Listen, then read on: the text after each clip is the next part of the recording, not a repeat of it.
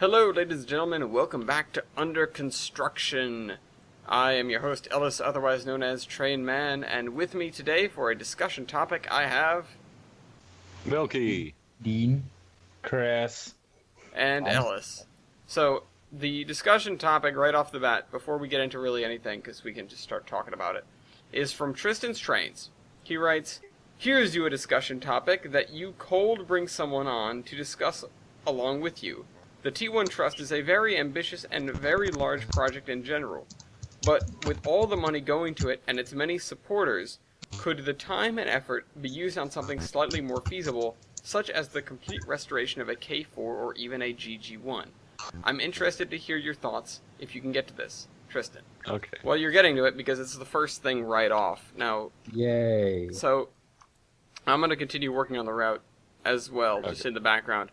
But yeah, so it's funny that he says this because this is actually something that's brought up in the FAQ for the T1 Trust. At least in a general sense, like they say, I can't bring up the exact wording right now because I want to build a mountain.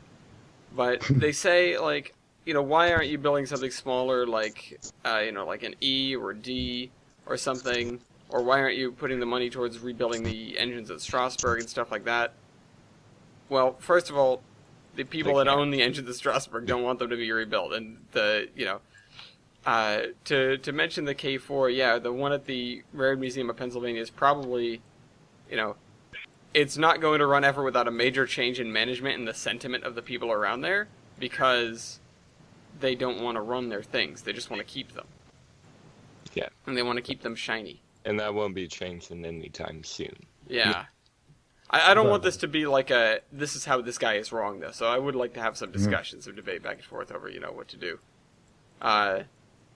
But, yeah, no, I am all for the T1 Trust and what they're doing. But, yeah, no, it's definitely a monumental undertaking. And I know there are definitely some people that, even in our group that are very skeptical of them being able to do this fairly, I would say. There was Chris. What? Oh, Chris is dead? Yeah, his internet's broken again. But yeah, Weibold being one of them. Yeah, well, his thing was, when they have a boiler in a frame, he'll expect it to happen. And they're working on a boiler. Yeah. Like half the boiler? To their credit, they're doing a lot. Yeah, they're doing a lot. Doing a lot. I wouldn't be surprised, though, if you see the funding for them sort of dip a little bit right now. Because I feel like people might have exhausted their donation money with 503. Yeah. That might be a good point. Yeah, not to absolutely 503 is a worthy cause, and I'm glad that that it got saved. It got saved, that the money was raised. But yeah, no, I could see them having a shorter, like a momentary. Well, we're not getting as much. Work's going to slow down a little bit. It happens on every restoration project. Yeah. The K4, though. Now, I wanted Chris here, really. I'm glad he came around to talk about the K4s, especially 1361 and the amazing strides they're doing with that project. Yeah. And how much he loves those people. They're his favorite from what I hear. His favorite people, just like Weibold and the Como people. He just absolutely loves them to death. We all know how much he loves Como. Yeah. But yeah, no, it would be tricksy to I mean, if you wanted to make a K4 from scratch, I guess you could do that. It'd be easier than making a T1 from scratch. But I feel like you'd get fewer donations because there are already 2 K4s.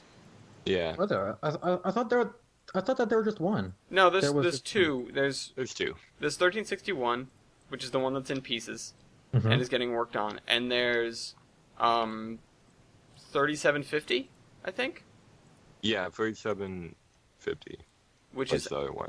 Which is at the Rare Museum of Pennsylvania.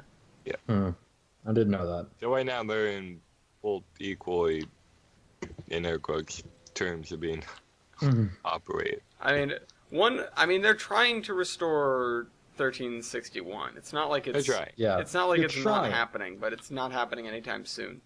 But it's becoming such a nightmare. Yeah. Look, I quote from 1361's Wikipedia page. The engine is currently being worked on by a dedicated team of 4 people. 1, 2, 3, 4. Yeah. Yeah, That's, that doesn't help either. Such is Yeah, life in a it's not restoration going project anywhere. sometimes. Yeah, the yeah, T1 it's not Trust going anywhere has fast. the T1 Trust has like gained some more corporate sponsors, I think, too, haven't they? I haven't looked on Yeah. their website lately. Have they? I think so. They had But- SolidWorks. Plus, Now they have a a couple few more. big Steam guys behind them too. Yeah, Like Doyle McCormick. you're and chum. Corporate Yeah. sponsors is GAK Tool, Yep, that's it. CRS, and with Gemini and SolidWorks. Yeah, see, last time I really looked at that, the only one there was SolidWorks, and it's So, because they you were got using 3 more. they're using SolidWorks to do all the CAD on the engine. Yeah. Yeah. Which is really cool, by the way. That's something that we don't see out of other projects. Yeah. Or out of restoration projects at least, because they don't need to necessarily build a whole new engine. But most of the time, they just use the blueprint for that engine if they can Yeah. find it. Yeah, but If they can find it. yeah, but generally you're not making a new engine from scratch. Yeah. If you are, then you can't find your blueprint, and you're probably just guessing Yeah. off of drawings, which You- has happened before. Oh, it has? I didn't know that. Yeah, yeah, Who yeah, did yeah, that? The guys out west at a promontory thing. Oh, really? Yeah. I didn't know they Wow. didn't There was even a documentary on it. Oh, okay, I need to watch that, I guess. I'll Okay, that's neat. look for the link for it and I'll post it. I'll put it down in the description, I guess. Okay, Jupiter and But yeah, that's cool. I just an aside, I was thinking of, because now I'm thinking of the engines from that era. I was thinking of naming the K-Jack when I finished building it the Inyo. Yeah, just because using that engine sticks in my mind from playing with it in 06. Yep. Yeah, I'll have to take a look at that in the future. So it's like 20 Chris minutes. messaged me, add him back. He can't see the group. You can't see the Can't? group. Goddamn. Well, can you just call him? I'll try and do that right Yeah. now. You guys take care of that. I'm trying to do this. Okay. All right, Uh, there we go. There he goes. Hopefully. Well, anyways, yeah, that's interesting. Well, Hi. I've never seen them. I guess they turned out all right. Like from what I remember them saying, it was like they got it within a quarter of an inch to the originals or something like that. I can't remember off the top of my head. Okay, that's very close. Yeah, but like they did a very good job, but they had to do a bunch of guesswork on it. Yeah. Well, I mean, none of this applies to Penske engines though, because they are meticulous record keepers. Just to sort of bring us back. I'm sorry about that. My No, it's fine. internet decided to crap out and my computer crashed. Oh, awesome. Okay. And then Way to go. And It's also, not it started Stop raining, about and people. And I ripped my the world pants. ended. You wet your pants.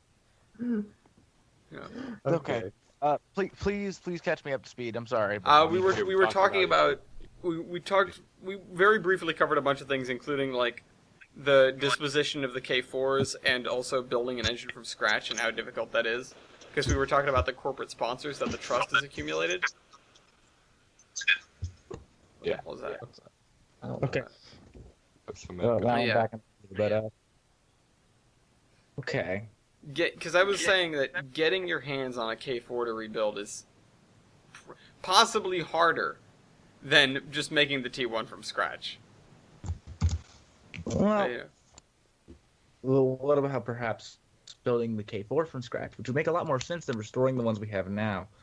I'd like to read, because this is what I left, was the frequently asked questions you were talking about. Yeah. Where? Oh, there it is. Why choose the T1 or why not something? Why not build something proven like an A or a J or Berkshire or a modern Hudson straight out of like the 20th century? A previous question, which is why choose a duplex. There are a number of reasons why we chose. This is from the official website. Yeah. Number of reasons why we chose the T1 for our project. First and foremost, we're PRR fans in general, and T1 fans in particular. Who would have thunk? I mean, I figured they would have picked something they didn't like. Like the Yeah. Hudsons Like the Chi-Chi one. or Yes, Niagara. exactly. Personal preferences aside, there are a number of reasons why we feel it should be recreated. PRR didn't preserve one in the historic collection at Northumberland, which is what happened, basically the precursors to the Pennsylvania Railroad Museum. Yeah. one of the PRR Duplex I, it was the most widely produced, 52 units, and if you wanted to build a late Penzi design, it would be the most representative. Of all duplexes, it was the only class capable of running anywhere in the system. S1 was limited between Crestline and Chicago because it's Really long. The Q2 can only move light as far east as Altoona. It was a possession of combination features that wasn't utilized elsewhere: poppet valve, simplex drive, low-E styling, and therefore was unique. The uniqueness of the design is the main reason we'd like to see it reproduced. There are a lot of other large steam locomotive restorations ongoing, and we need to do something to set ourselves apart from other organizations making appeals for donations. If completed, the T1 will be the only poppet valve locomotive operating in the USA. Most likely, yes. And the only rigid frame duplex anywhere in the world. Finally, there is so much conjecture on the T1's actual performance, whether it could actually attain the speed attributed to it, or how difficult they were to operate and maintain. That would put to rest a lot of questions regarding what the design was capable of.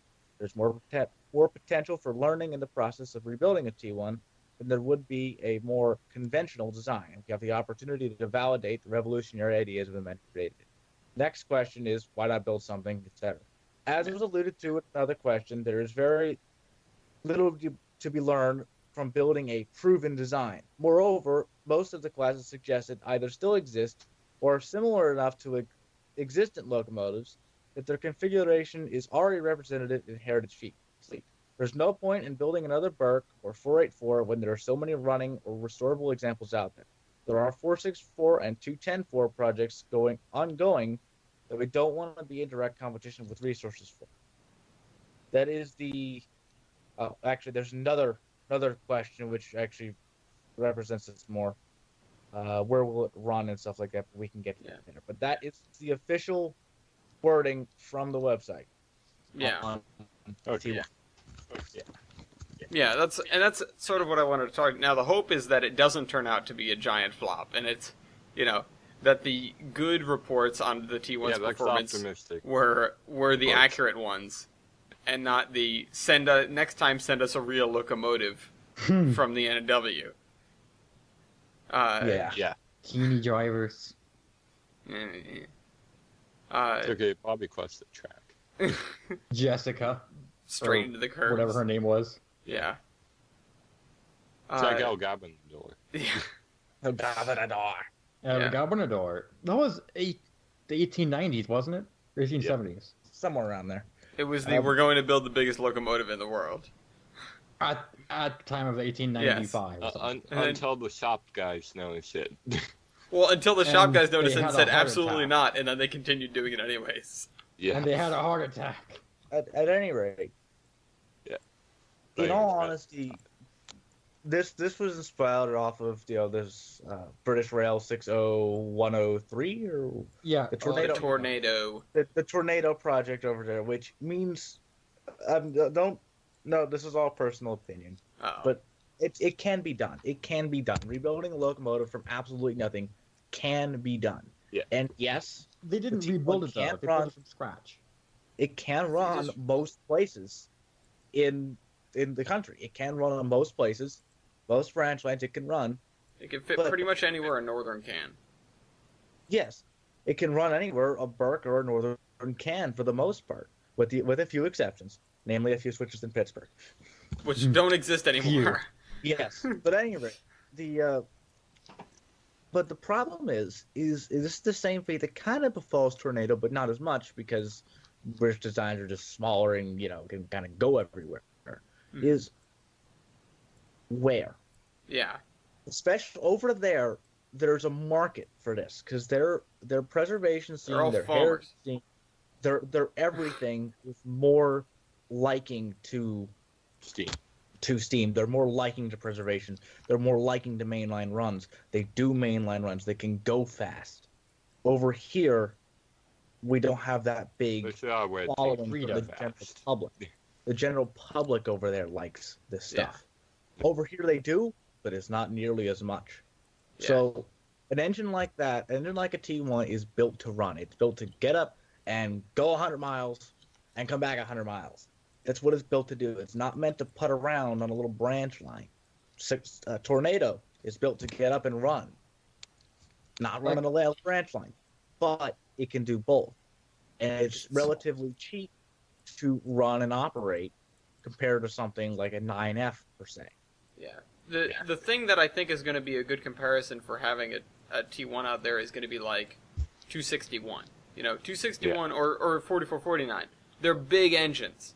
And in the right hands with the right people in the right surroundings, they can do some serious excursions because they can haul. They can move a lot. And the closest thing we have to that, east of the Mississippi is probably 765.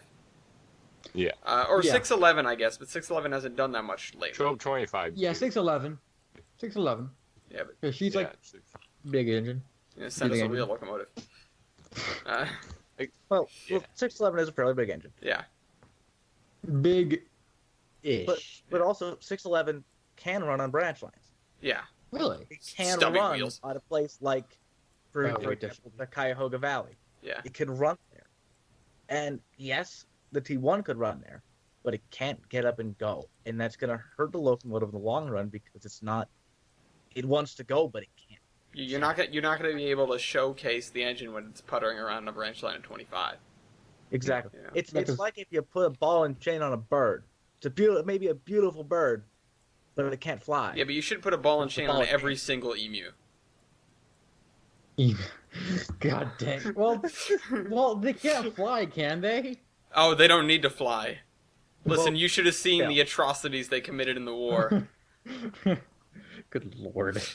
Still, the point still Yeah. stands. But anyways, to not get too far off track, though, the question was whether to, why is it a better decision than a K4 or a GG1, actually? And it's interesting that GG1 in particular is brought up as something to talk and think about, because as far as locomotive projects go, first of all, it's a totally different animal, because you're getting an electric engine instead of a steamer. Mm-hmm. And that's completely different. Yeah, it does have the Lowy styling, though. That's important. It does. It would be the only Lowy styled engine running. If you were to have a GG1 instead of a T1, either one, you'd have the only Lowy styled engine running. Yeah. Yeah, but the problem is with the Majiji one is it's got stuff in the motors, very harmful stuff. From what Well, you don't need to Most use the of them original got motors. trained of that PBC coolant. Yeah. oil. Yeah, Milky, why don't you talk on this? Because you actually, He's know our more electric about engine guru. Electric guru. Okay, so basically, I've been reading up on many different articles on the Chi-Chi ones, particularly trying to find what the hell was the nonsense with the PBC coolant and why that would be a factor. Because you don't. But pretty breathe much, yeah, they're unsafe. Yeah.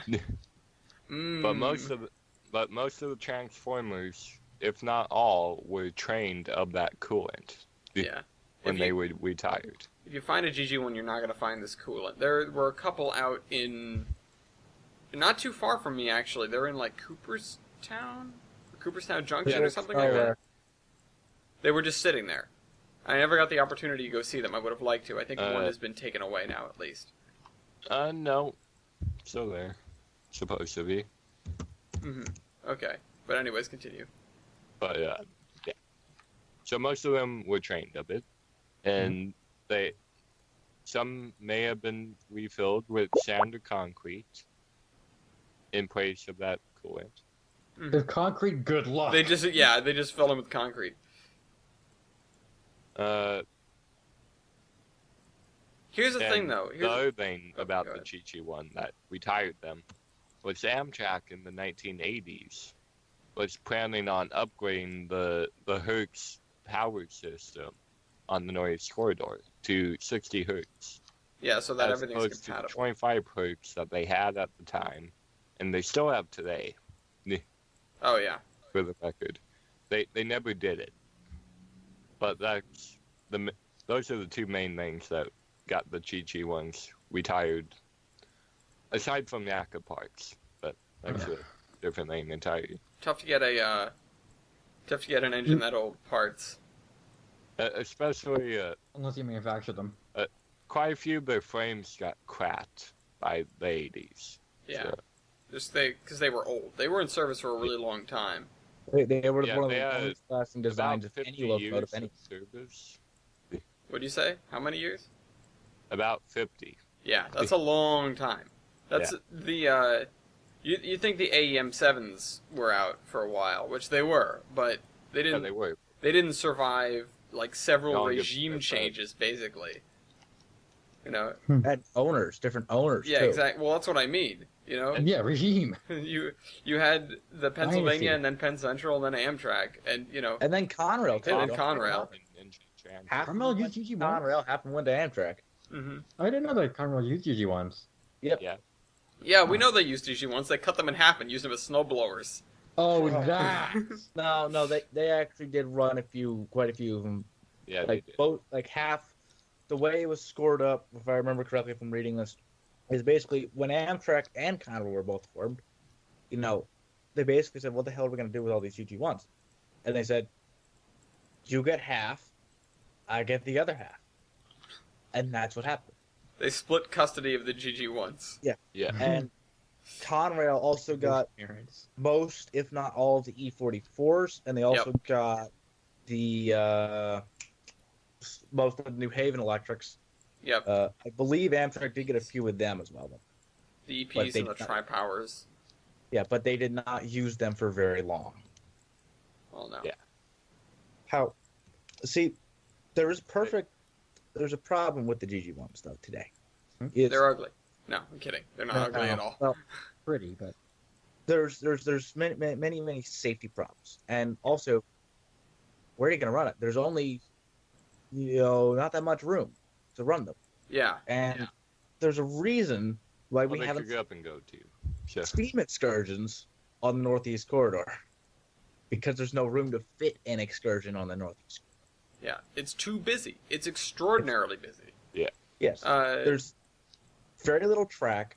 There's a very little sight out the window. The cab. I'm not Yep. sure if you can actually see the photo I posted in the chat. no, honestly. I can't. I'm just recording the game window here. Oh Hey, no! Did I do it again? Tell me I didn't do it again. what happened? Hold on. Okay, no, I didn't. Thank God. Okay, I thought Okay. I thought I had. Let me just do. Done it again with. Let me just do a with self Mason. check. Yeah, I thought I had done the exact same thing that I did with Mason. So if I come here into Olive, I should hear the annoying mill when it pops up.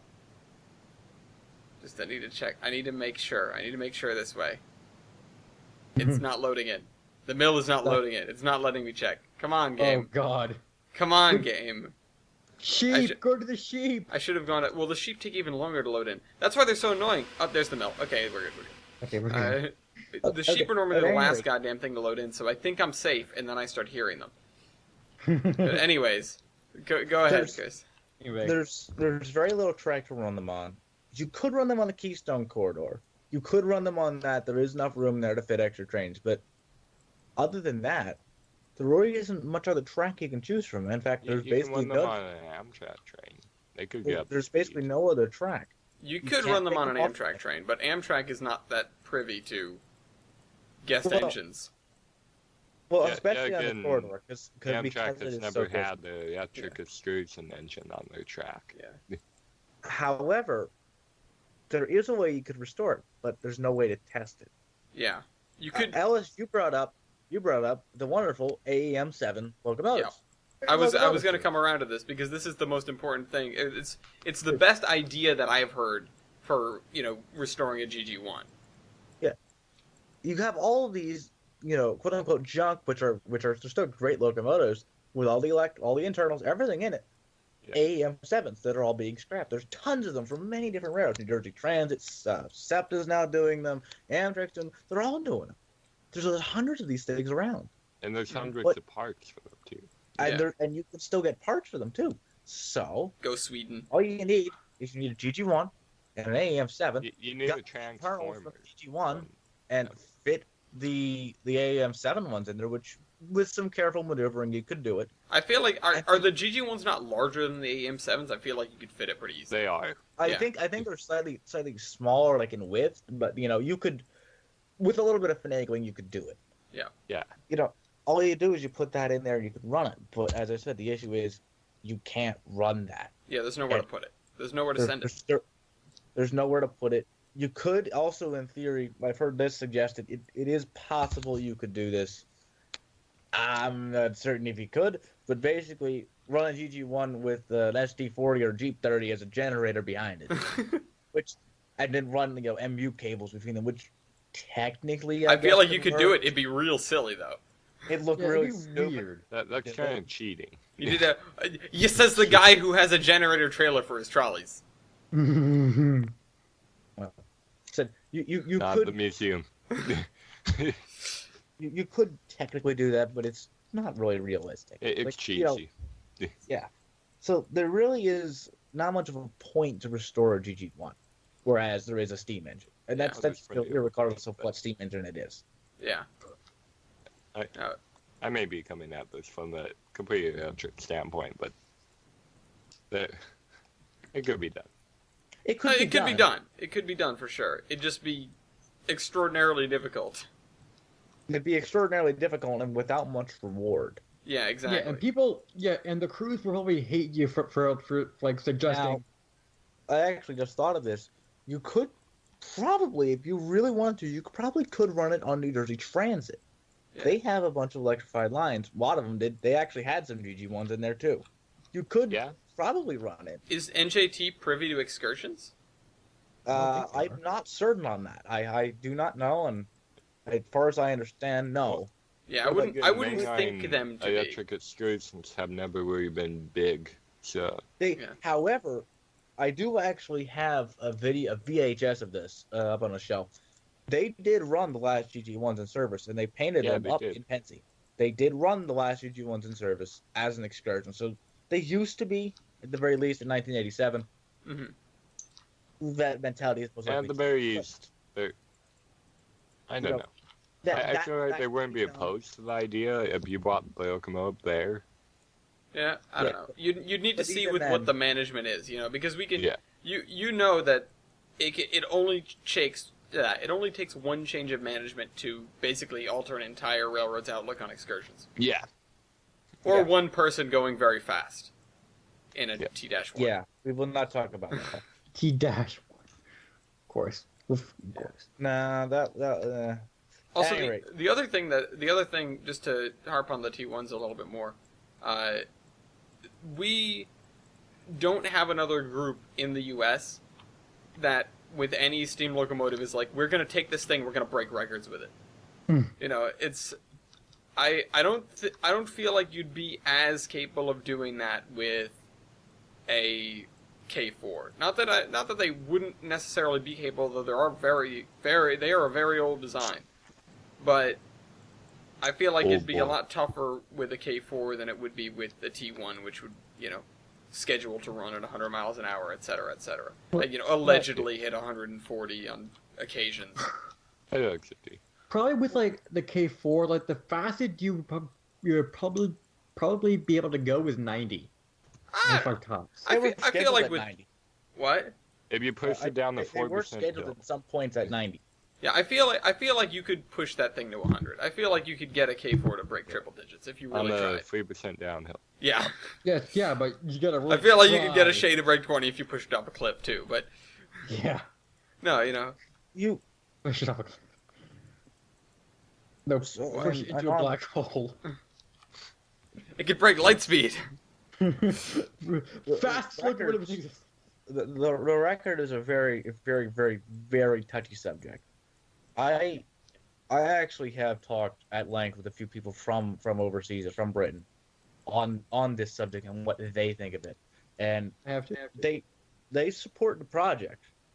Believe it or not, as you wouldn't really think it, but they do support the project fully. Mhm. But they once again think it's a very stupid idea. Yeah. Yeah, like And basically, when you really, really think about it, which bear with me here, I know I'm gonna have to use some colorful language. Why? Why would like, there is no other point to break the record other than to say, we're better than you, and swing your wonderful thing around for all to see. That's literally the only reason for everything in the entirety of human history. That's it. Yeah, but- So wonderful thing. There's no monetary gain. There's no financial gain. Nothing. Nothing. Yeah. Look, It's just we want to be better than you, and that to me, for a steam locomotive group to want to just do that is not very. I personally do not like that. I think if it does happen, go ahead, try it. I think it could. I believe it could. If I really wanted to, I could probably call up some friends and go see the diagrams from the Altoona testing facility. But just there's really no gain to it per se. I mean, the gain is what the gain always is when it comes to breaking records. It's just, it's publicity. It's bragging publicity. rights. It's, Yeah. We have the Guinness Book of World Records for a reason. It's because that breaking records, making records has been a thing that people do for as long as we've been able to record records.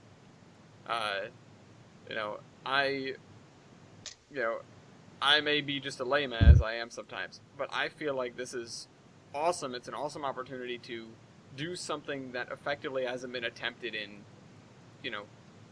almost 100 years. Yeah, the Mallard broke the record in 1938. That's 80 years now? Yeah. 80 years? Oh, 28. It's probably going to be more like 100 by the time it gets. Yeah, well, yeah. If they break it on the 100th anniversary, it'll just be serendipity. Yeah. Held the record for 99 years and 364 days. Screw you! So if the Brits really wanted to break the record, they could do it themselves. They could probably very easily get Tornado up to that if they really wanted to. No, they couldn't get Tornado to break the speed record. It's not streamlined. Well, that's what I said. I had some shouting. But anyway, And I boosters. was... What? Nothing. I'm just thinking with Kerbals. Okay, sure. So, I'm sorry, go ahead. But I used to be friends with a bunch of British people, and they don't want to and they really don't want to let go of their records. Like they will sink their teeth into it if they have to. Yeah, well, friggin' do it. Really- Let's see it happen. Well, yeah, but like they're like very petty about it. Like, yeah, well, they can like- be petty all they like. They're gonna, we're being petty about it by there are Doing plenty of it. people that are petty about the record at current. People that say that Mallard doesn't deserve it belong. or whatever. I'm one of Yeah, them. like Mallard wound up nearly committing extensive damage for a stupid publicity stunt. Like that's what happened. Yeah, well, Yet like the British I'm gonna say, oh, it was intentional or something like that. It wasn't. Well, it kind of was, but the breaking itself, no. well, to make an omelet, gotta break a couple eggs. Yep. Break a speed record, gotta break some other stuff. Just blow the engine up or something. Yeah. I mean, if it crosses the finish line, it doesn't matter if it's exploded or not. Yeah. I mean, it kind of does because No, you can't no, run it no. again. All that matters is that you don't get cancer from that band. How do you get cancer from it? Asbestos. Unless Yeah. you put a thermonuclear Or the bomb coolant. in the boiler. The coolant. Yeah, the coolant. Unless Yes. you put a thermonuclear bomb in the boiler. Back to the topic at hand. Yep. On the K4, the K4 is, well, both of them. You're most likely not for a long time are going to get anything to be restored to operation at the Rare Museum of PA. However, when they are doing their more modern restorations, such as 460, they are actually prepping them to be returned to service if they wanted to. Like, although They are prepped cosmetic, 460 they did do internal work on 460 on the cylinders. They rebored. Oh, okay, on the cylinders. Because I was going to say, there's no way they went in and redid They the did sheets not and do everything. anything. They've done anything but external, like small external parts that make a big thing, such as the cylinders. They did rebore when they redid them. Granted, 460 is a special case because they want to put that on rollers eventually. But Yeah. still, they still did maintenance on them. Yeah, You're I think never on gonna rollers is get- going to be ludicrous. It's going to be amazing. The reason why places or the Rare Museum of PA does not want to do anything Because they're is- lame. No, I'm kidding. well, no. No, no, I'm kidding. Back in They're pretty the lame. late 80s when 1225 and 7002 were both running. 1223, Yeah, excuse me. 1225. I was about to say, hold on. Wait a minute. Wait a minute. We're both running Long on, engine. yes. We're both running on the Strasbourg branch. It became difficulty toward the end, where the firebox sheets were getting too thin. The way the Penzi did it, the Penzi did, they added extra stays and kept the metal at, I believe, 3/4 inch, which is just on the line. Even back then, it was just on the line. Yep. Now, Because when it went down, you could just replace it with another one. yeah, because all you need to do is, take everything off, get a crane up, and put the new one on, right down, and then put everything back on. And there you go. And or just cut the firebox off. It didn't. It wasn't. It was easy. It was just easy. So, the Strasbourg Railroad, because it was under lease, said, "Hey, look, hey guys, we're having a problem with 1223. You need to replace the sheets." And I said, "Why?" Because they're getting too thin and we won't be able to run it. Like, give it back. Don't touch that. But I said, "But why?" I said, Because it could explode. Idiots. Yeah. Well, we don't want you to do Gettysburg. that. We don't want you to do that. And we said, "Why?" And the reason they gave was because of quote unquote historical integrity, that they wanted to keep it as complete as they could to the Penzi and how the Penzi was. God. Well, the people of Strasbourg said to them, "Well, the Penzi replaced stuff too." Yeah, this is a Penzi replacement. And, well, that's how they went. So that's why 1223 is in the museum. It's actually a perfectly fine locomotive other than some firebox damage, which needs to just get replaced. Basically a new sheet, I think, on the side sheet. So it's nothing that can't be fixed, but they wanted to keep it complete. They wanted to keep everything to Penzi specs. 460 has everything to Penzi specs. Yes, they reboard the cylinder, but it's all to specs, best as they can get it. And they couldn't just rebuild the sheet to specs. No. Well, see, the thing is, and you can look at the Long Island engine for this.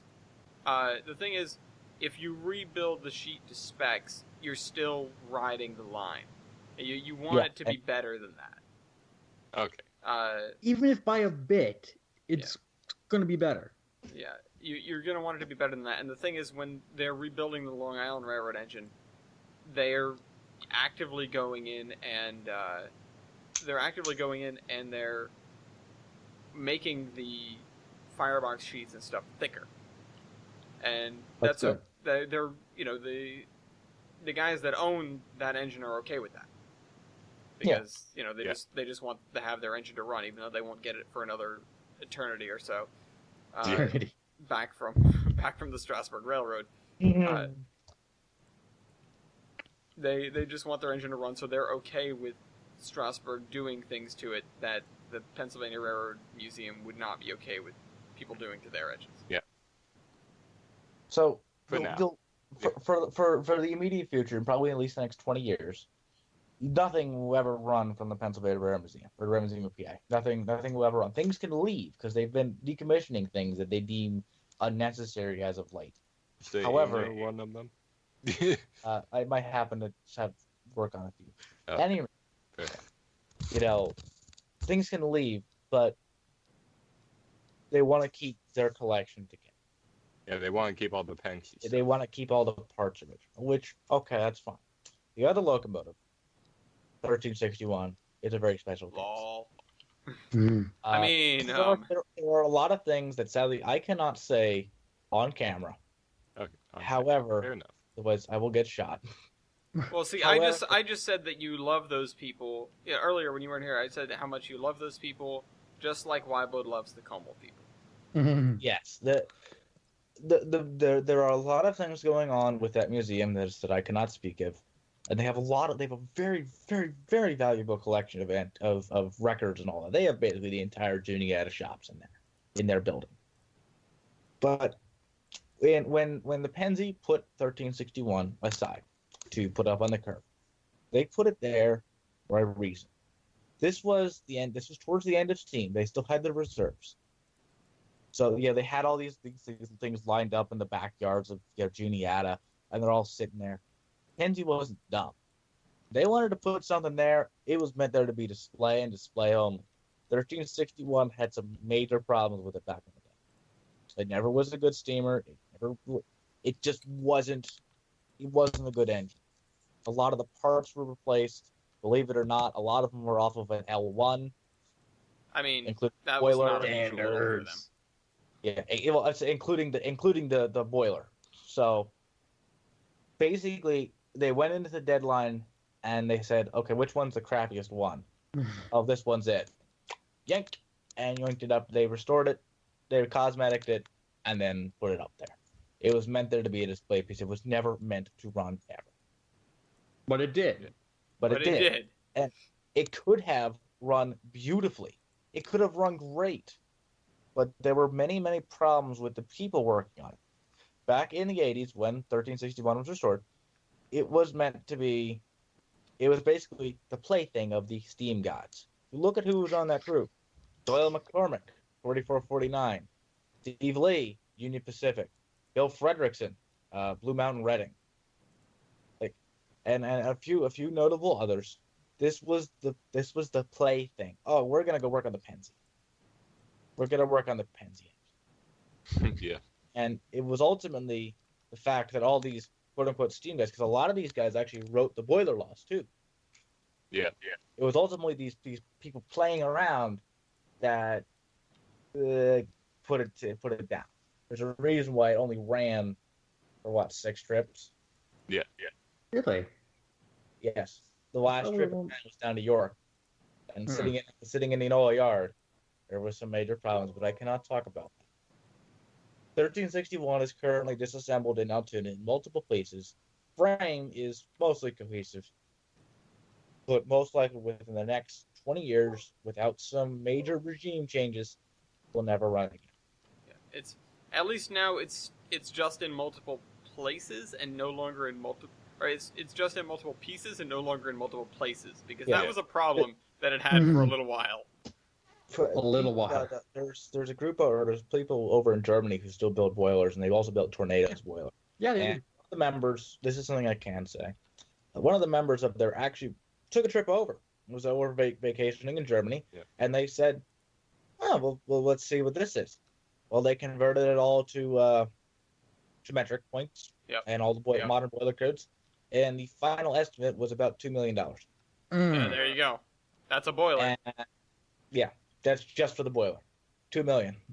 Mm-hmm. But the British paid that. Nobody has that. I mean, the K4's boiler is not as small as Tornado's. You know? No. The British paid good money for their boiler. It was not nearly as much. Well, also keep in mind that's closer. Yeah, they didn't have to ship it across an ocean. Yeah, so that's across the channel. Just for the construction. Mm-hmm. That's just for the construction of the boiler. You need $2 million. So that is within the immediate future. 1361 will never run. However, you could have created a group for this, saying, "Let's rebuild let's rebuild a K4." Nothing. That would have been a much better thing, because you could have got the original designs, made them to modern specs, made it to last, and put it there. I feel like the downfall of that would be, though, then you'd be competing with 1361.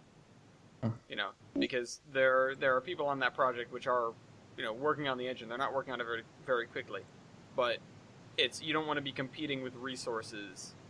Or, you don't want to be competing with the other K4 for resources to rebuild a K4.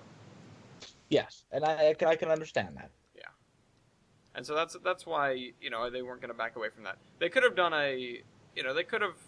that, and they could have even put streamlining on it, which would have been another low-E streamlined engine that they could play with. Turbocharged. Yeah, but I don't think that's the best option there. No. But I mean, we're all fairly in agreement with this.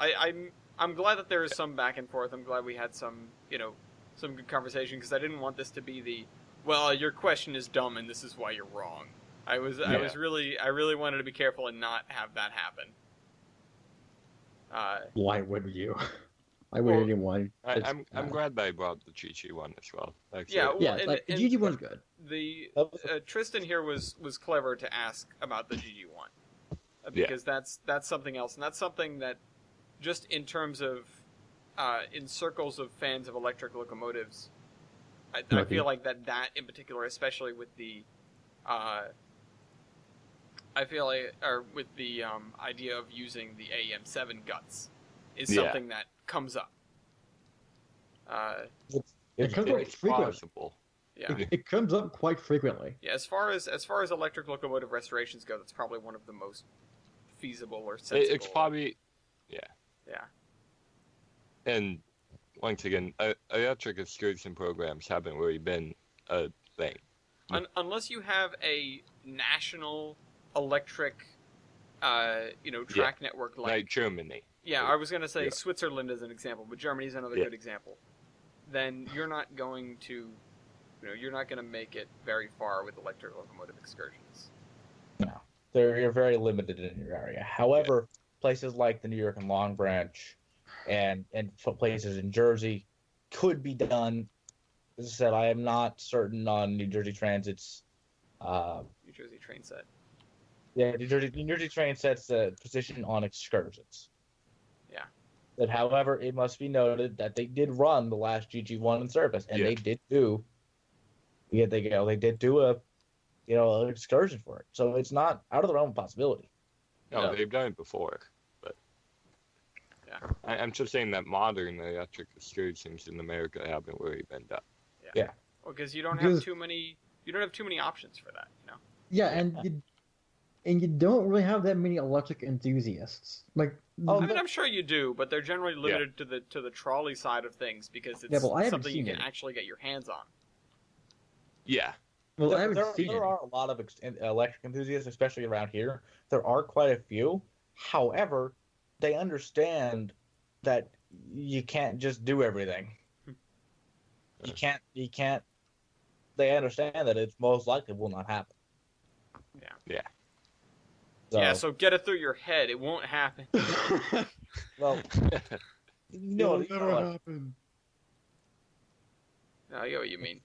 they understand that most likely things like It this won't happen. are not happening.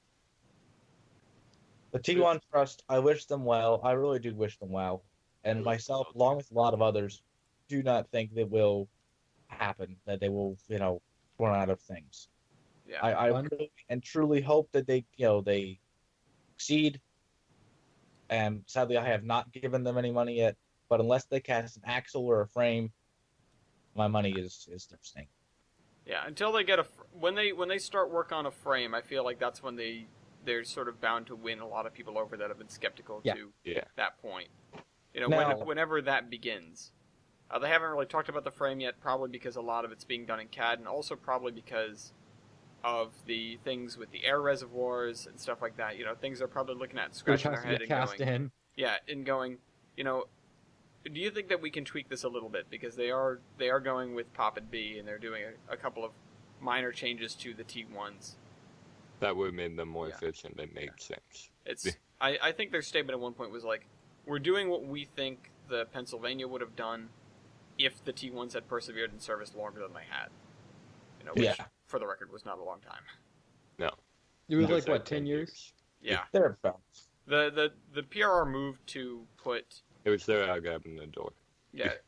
The PRR moved to put diesels on their passenger trains basically as soon as they could. Like the Central. Like, Yeah. they did... But- Go ahead. No, go ahead. No, like, I didn't know where I was going with that, so just go on ahead. So they moved to put them on fairly quick, and it's actually kind of hilarious.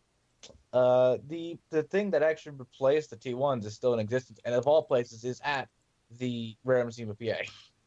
The Yeah. E's. What's that? E6? I think it is. E7, I think it is. Yeah, The E7. The E7 that is located at the Rare Museum of PA is the only E7, or not Yeah, the, I only, think so. the first E7 that was bought by the Pennsylvania Railroad. And And- That is what replaced the T1s. And the reason why it replaced the T1s was because on its first trip, it ran double the length the T1 would run with no problem. Yeah. Yeah, and isn't that like the only E7 in existence? It's one Currently, of it few. is, yeah. I wonder what, Lucky? It's one of a handful. I No, guess there's one there was only E8s. one. There's E8s that are around, but Yeah, that's the only There are no E7. E7s. yeah. There's only one E7, but like a couple of E8s. A There are- 1953 E8. Oh are- my god! 2 Pennsylvania Railroad E8s that I know of that were both ran on the Blue Mountain Reading for a long time. And we talked they about were it on the sold podcast. off. Yeah, they were sold off, and they went to one's in a parking lot, painted in Southern somewhere. I don't. Oh, okay, That's somewhere. Really? And yeah, it's actually it is in a That's park. an E8? Yep, it's painted in Okay. Southern, and the other one still runs and actually was just repainted the other week. Yeah, and there's another E8 in Elkhart, by my 3001. Yeah, It's but like- yeah, those that's a different one. But these two that were at the pen that were painted in Pennsy and were paired together were sold off. So it's a shame they didn't keep them. It really is a shame, but we could talk about that for ages.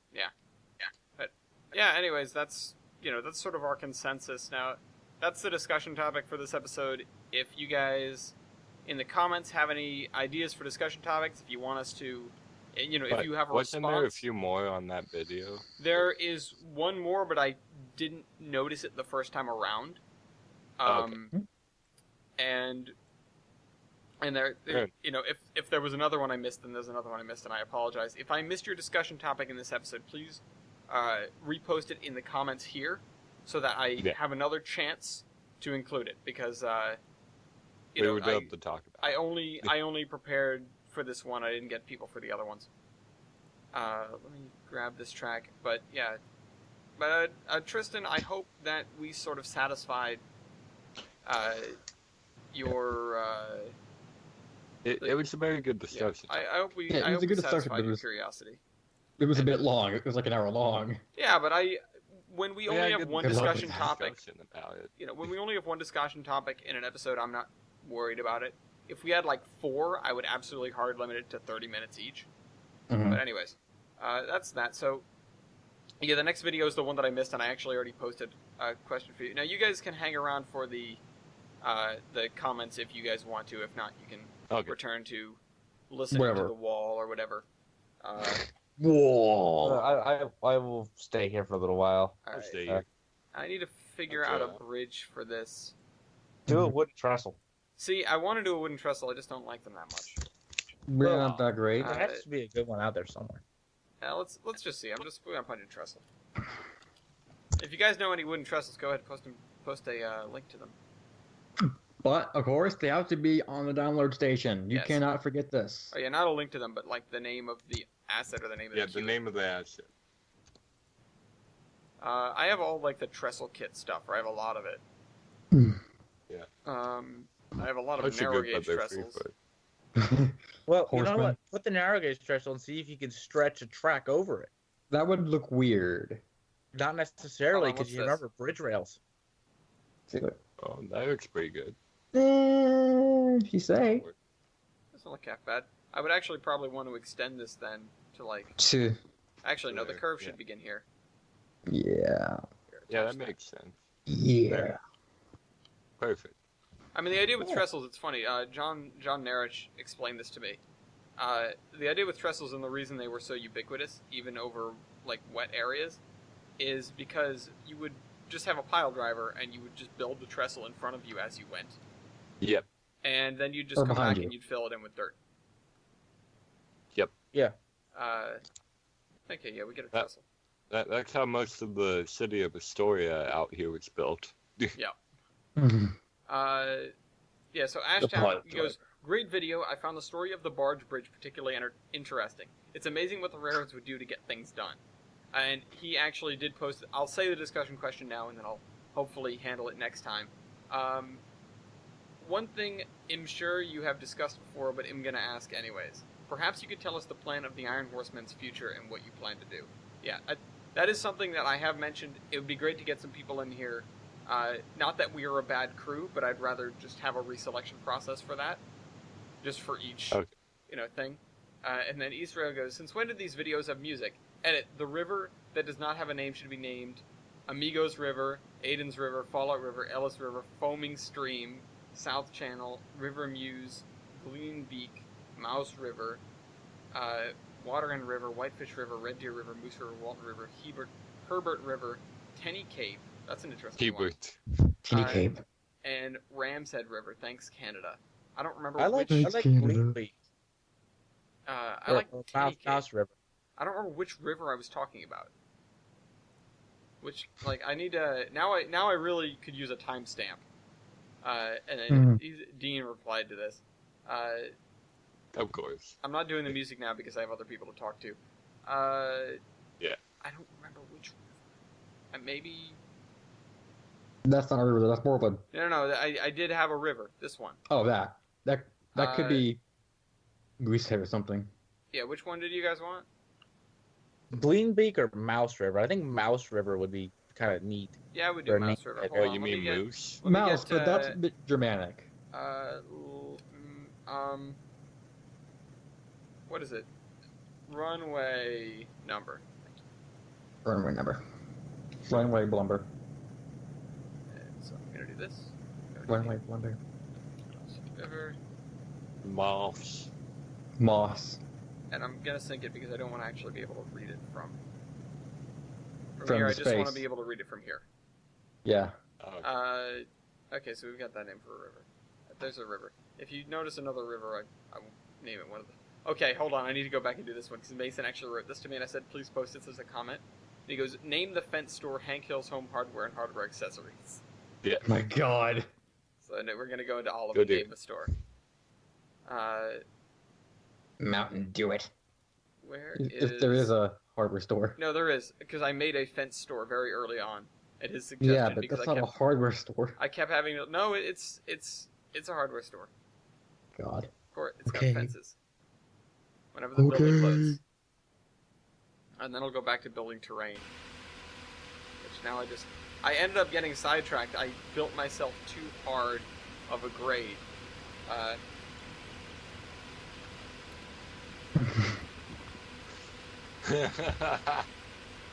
Oops.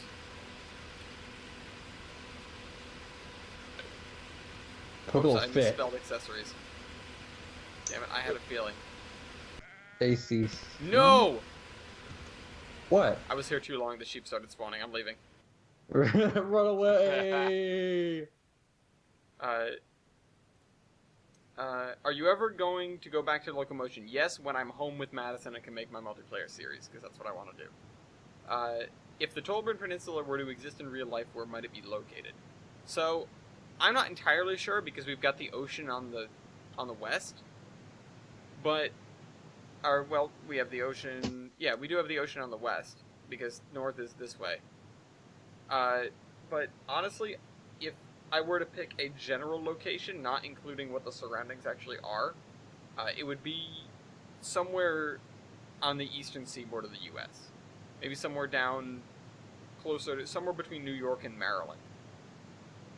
New York. New York. But Okay. not again ignoring the surroundings because the place that I just named is about New Jersey. New Jersey? Yeah. Oh, boy. This is not New Jersey. I don't see It's nearly easy. enough- It's Long Island. Yeah. I mean, yeah. Yes, this is Long Island, folks. You just don't know it yet. It's not nearly. Well, I don't know. But yeah, around that area. That's what I was thinking of, at least for climate's sake. Did you stop making locomotion videos? Also, do you still go to school, not including the traffic class at night? Well, yeah, the traffic class is part of my school. It's not like a night class that I'm taking on the side. It just happens to be that is when that class is. So yeah, I'm still in engineering school. I'm in my senior year. I'm in my final year. It's the final countdown. Da-da-da-da.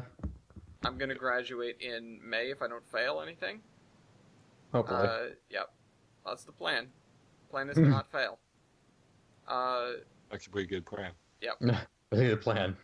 It's gotta But enforce yeah, it. like I said, I stopped locomotion. I wouldn't say it's gotten boring to me, but I sort of got taken away by a lot of things, and Locomotion was kind of a pain to make, and did not give me nearly as much enjoyment as some of the other things I was doing, or some of the other games I was playing. And at that point, oh crap, that was bad. I had already sort of started the multiplayer series with Madison, and unfortunately we just, we're far away from one another. We can't make that regularly or reliably. So, Yeah. in the future when I get home, and we're within, 15 minutes of one another instead of 3 hours, then I will gladly return to making Locomotion videos, because that's what I've wanted to do all along. I'm going to try and keep this edge to not looking terrible, but I will have to use the plateau tool on it when I'm done. Yeah. But honestly, I don't think that grade looks too bad. What? Over there. Yeah. Well, the no, grade- see, what happened was I ended up going this way instead of... I wanted to go this way. But I couldn't get up there. It was like a 4% grade. So I started bending this way, and instead of bending back around, I just decided, okay, screw it, I'm just going to go through and hug the edge of the mountain here. Which I don't think looks bad. I think it actually looks pretty good. No, I think it looks pretty cool. And we now have one spot where you can see the Gilson bridge. Eastern from the VMR. Actually, hold on. Is that actually a bridge? Yeah. This? Yeah. You could make a river. Yeah, Make but a I didn't beautiful- want to. If I was gonna, Oh if my I wanted to put a river up here, I would have. Yeah, well, good you lord. could do that there. Actually, probably, in all honesty, that probably does have a lot of runoff. It definitely has a lot of runoff. It's just not a continuously flowing river. So that's why this is a valley that's been shaped out by runoff. Yeah. But it's just not. There isn't enough volume coming down to make it a river all the time. Okay. It's seasonal. Yes, Sadly. it's seasonal to whenever it rains a lot. Perhaps that's why the trestle is there. Yeah. Well, either way, I was going to, whether I built a trestle or not, it was going to be a bridge, and it was going, and if I, for whatever reason, didn't, I was going to have to put a culvert through there. In fact, there's a location where I've already put a culvert through because I felt like there would be too much runoff, and you wouldn't want it overwhelming the embankment. Yeah, no. Like, I want the way it was being washed out. yeah. Mhm. It's never happened to anybody ever. No, no. I saw that resolution, though. It's probably something to talk about on the podcast, but I saw what you posted the other day, Milky. Yeah. About it. Hmm? So, good things all around. And good About match. washouts? No. Anyways. Oh, hey, I recognize that song. Don't know its name, but I remember hearing it in another YouTuber's intro. But in regard to your question, you could possibly lug coal through all of as import or export traffic in regards to the map. You could perhaps bring in diesel fuel through the town. That way, with empty hoppers, if you decide to use Aron's coal mine, I will be. Extra logs, perhaps. I believe full-on log trains ran from another town rather than a local camp in case of a shortage or as a regular producer, if you get what I mean. Huh? However, even I myself find that rather unlikely as well. You could run lumber up the grade for expanding towns and lumber-based industries. Yep. Now, yeah, so this was probably me. I can't look at the exact time. I can't listen to what I was saying. But see, it's like some timestamps I think he's helpful. he's but trying to marginally suggest the logging railroad kind of deal. Well, he's trying to suggest like what I was thinking of what other commodities I'm really going to ship through olive. I was thinking about commodities, and yeah, so coal is probably going to come through olive on the VMR. It's going to be heading down the mountains from the mines, which I am probably going to use Aron's coal mine at least once, just because. And with that, I'm going to be lugging, coal down and empty cars back up. Yeah. But that's almost all going to be at the VMR, and it's going to be a through train. There are going to be a handful of cars that get dropped off for, Towns on the way. yeah, for Olive in particular, for Mason's Landing and Mason Valley. Just that area is, it's going to receive coal through Olive. For the entire Mason Valley line, including Mason's Landing, the quote-unquote home yard is Olive. So before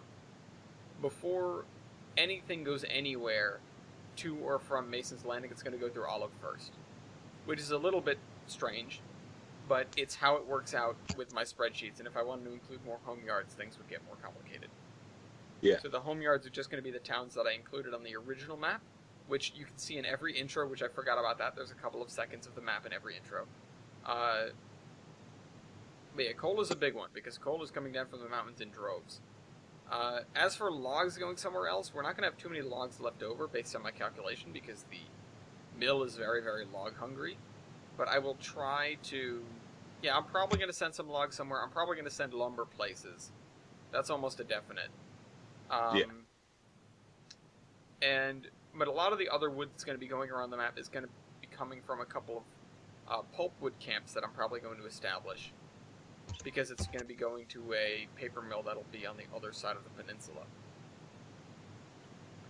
That's something that I'm planning on. And running lumber up to like construction sites. I wanted to have a big construction company at one point that would take in like cement and lumber and those kind of things, these kind of commodities that you'll sometimes see, like steel, I-beams or something. They're just basic construction materials, bricks. I knew that was coming. But no, I do have a brick. Also, I do have a brick pallet flat car. So also not Ivan in MSTS. yeah, I saw that. I didn't even go into the thumbnail. It was just wrong the whole way. It just looks so wrong. Alright, let me finish flattening this out and I'll move on to the next thing. This is all by Rail Lord. Oh, I forgot to say who was writing. Bishkit asked me if I was going back. Bonnie Gaming asked me about locomotion videos. And Yo, It's Chris asked me where the Tollbrun Peninsula was. What else? Yeah, Mason said that. East Rail gave me all the names. Yeah, you said those. Okay. Should I fire up the Foreshadowtron? As in, are you going to develop a disused causeway? That'd be interesting. Oh yeah, I was talking about the causeway. I was talking about the DNA. Yeah. Right? Well, no. Rutland. Rutland did that. Rutland had weird things about water. I could. Oh no. Fire up the Foreshadowtron, and then look at the Tollbrun map that's in the intro, because there already is a causeway planned. It's a real big one. It's going to be on the Gilson Eastern. And it's going to have a very large drawbridge. It's going to cross a cove where the edges of the cove are going to be pretty steep. But are you going to have a barge? No, I'm not going to have a barge bridge. I could hypothetically throw in a disused branch line somewhere along the VMR that would have the barge bridge. Originally in my sort of headcanon, or when I was planning the route, it was, okay, the Gilson Eastern is most like the Pennsylvania, the Zion and Skyline is most like the N&W, and the Volga Mountains is most like the Rio Grande. But as I got more into it, it was like, no, the Volga Mountains is most like the Rutland. And so that's, I sort of adapted that. When I built my locomotive rosters, I gave them butt tons of alcos. Yeah. So adding Rutland-esque stuff, or even stuff that's directly pulled from there, would not be out of character for the VMR in terms of what I built for them. As well, on a causeway-related side note, there's apparently a route that has you running trains to build the Manning Breakwater for MSTS/Open Rails. Sure, it isn't an actual causeway, but the breakwater was built in the exact same fashion. This little railroad bought only one Sydney tramway systems dummy to power the trains. There's more info on this thing if you wish to read it. Maybe I'll have to look at that later. I think some of the Australian stuff is capable of doing that. Of doing what? Like, I think on the Australian route, you have to deliver ties to an industry or wood, and it develops ties to build the railroad or something like that. That's really cool. See, I have a place that makes ties. I don't have a place to put them yet. No. Cuts ties, but the thing is that you need to take them to the main railroad yard or whatever to have them creosoted. And creosote needs to be just brought in an oil. I'm fairly certain there probably is an acid for creosote oil. There More almost than likely. definitely is. If there is, then it just goes to the main maintenance away hub where the ties will go. Yeah. And yeah, there are two commodities. There's one for treated and there's one for untreated ties. That way, then you have untreated, and then the treated ties go out. Then keep in mind, especially with these railroads, there are multiple tie plants across that. Yeah. And there's not just one source of ties. There's multiple sources of ties. Yeah. Yeah. So, I'm only things getting a can actually snippet of come in- railroad here. Yeah, things come in on regular trains too. Every single railroad except for the New Shoreham Tramway has a connection off map somewhere. So that enables me to bring in stuff. Now, he mentioned in the first bit of his comment, he mentioned diesel fuel. And this person, by the way, is Railroad. I said that already. Yeah. I was making sure I remembered who it was. He said in the beginning, in the first part of his comment about diesel fuel, and yeah, there's going to be no refineries or oil wells on the map. Mostly because they're horrifically ugly and they do not fit 1950s at all. But the solution to that is everything that's oil-based is going to come from off-map. So we're going to be getting crude trains passing through from north to south, and then from the south, all of the oil products will come. Yeah. Oh crap, I'm making it really difficult for myself. I need to not do that. I need to be careful about where I'm putting mountains. Because I already blocked myself once. TJ Tunnel. I already did that a little bit. I took Chris, Yeah. I took your advice to heart. Yeah, In the bit that I just made.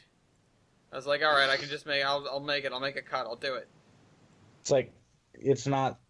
Don't go around avoiding it like the plague. I mean, try and avoid it because it makes sense. But Yeah. let's face it. But cuts are helpful. Yeah. I just try to not make them TJ tunnels. Like that's what I'm concerned about, and I overdo it with the way that I avoid them. Same thing with embankments a little bit.